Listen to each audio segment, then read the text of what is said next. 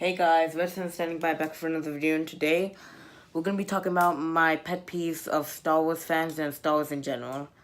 So, let's get started.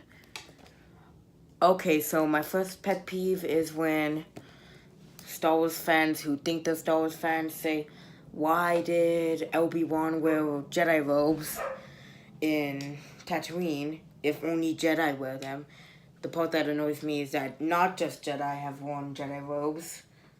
We've seen Uncle Owen wear Jedi robes, and the bartender of, Mort. Yeah, his name was like Mort or something. The bartender in the cantina. Meaning that, and other people in like Jabba's palace, I've seen them wearing Jedi-like robes in the Clone Wars series. The point is that just because it's called Jedi robes doesn't mean that non-Jedi have worn them. The question people should be asking is, why are they wearing robes on a planet with two suns? That will explain how old they looked. My second pet peeve for Star Wars fans is when they say they're a massive fan, but when I ask them, oh my god, have you seen the Clone Wars? And they say, no, the Clone Wars is for kids. It's not for kids. Believe it or not, just because it's on a show called Cartoon Network doesn't mean it's for kids. If someone told you that The Simpsons is for kids because it's animated and was sometimes on and off on Fox Kids, does that mean it was for kids? No, definitely not. So that's another pet peeve I have with the Star Wars fan base. A third one is when they say names or misspell or just like completely butcher the name of Star Wars characters. Like one of my former friends called, actually no, he's still my friend. One of my friends called Kylo Ren Darth Vader, or Darth Vader Kylo Ren. It was super annoying. Another issue I have is when when people say that Darth Maul died in episode 1, he didn't die.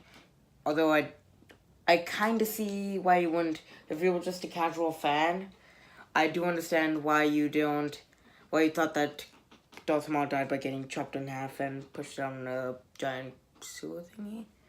Yeah. He actually survived past episode 3, and he only truly actually died like a year or so before episode 4 even happened. He was killed by Obi-Wan, and it was actually a really touching moment because they finally killed him.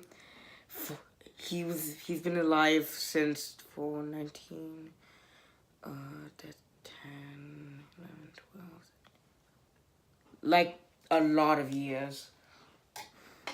Like way too many years to have survived that long.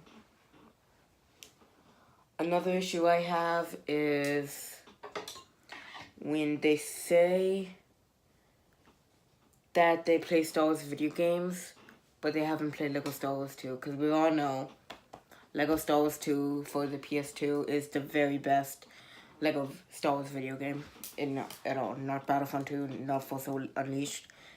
Lego Star Wars 2. Another issue I have with the fan base, I think this is my last one, is when they mispronounce. How would I put this?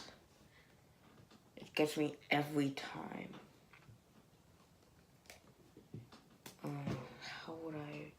How would I say this without sounding racist or anything? I'm just gonna say it. That there are only 2-3 black people throughout the Star Wars universe. I don't know if they're joking or not when they say that, but I know for a fact there have been more than just 3 black people one per trilogy. 3 main character black people, okay, yes, but 3 black people in the entire universe, definitely not. Woodrow Wilson, I think his name was. He was the guy who carried an ice cream maker and got his own action figure. He was black. We've also seen a few black rebels. like 6 or 7 black rebels in Rogue One, black Force Awakens leaders and Resistance characters, and I think there were 2 black Jedi besides Mace Windu during the Clone era, I think. Also, there's a problem I have with episode 3 of the prequels is why didn't Mace Windu want to bring more Jedi with him? We've known when the Clone Wars came out during its last Cartoon Network story arc, we saw that Anakin and Ahsoka were called back in the middle of a war, mind you, of a battle on like a Cato Nemodia or something, on how they had to go back to their home to Coruscant because it was bombed.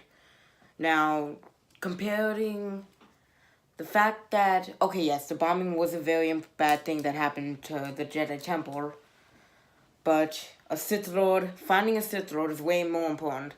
And there were only 6 Jedi, there were only like 6 or 7 Jedi Masters that were in it.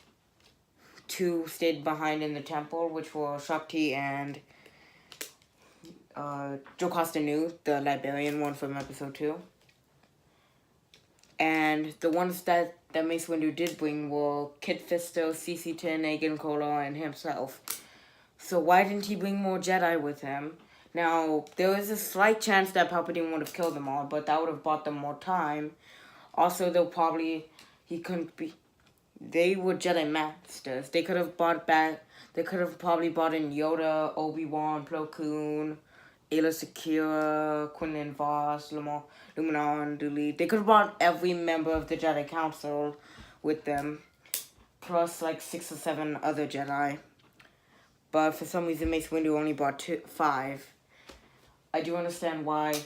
Also, the clones, he could have brought the clones with them. I guess it kind of makes sense why he slightly didn't bring the clones, because it was already predetermined that the Separatists, by Anakin and Obi-Wan in the Clone Wars episode, that the Sith had a part in making the clones. So that happened. But one small issue that I always questioned in the video, in YouTube itself, or Star Wars, was why didn't they bring in, how do I put this? I'm gonna go pick up Sai right now. Okay. So yeah, that's it. Thanks for watching. Like, comment, subscribe. Bye. Ow.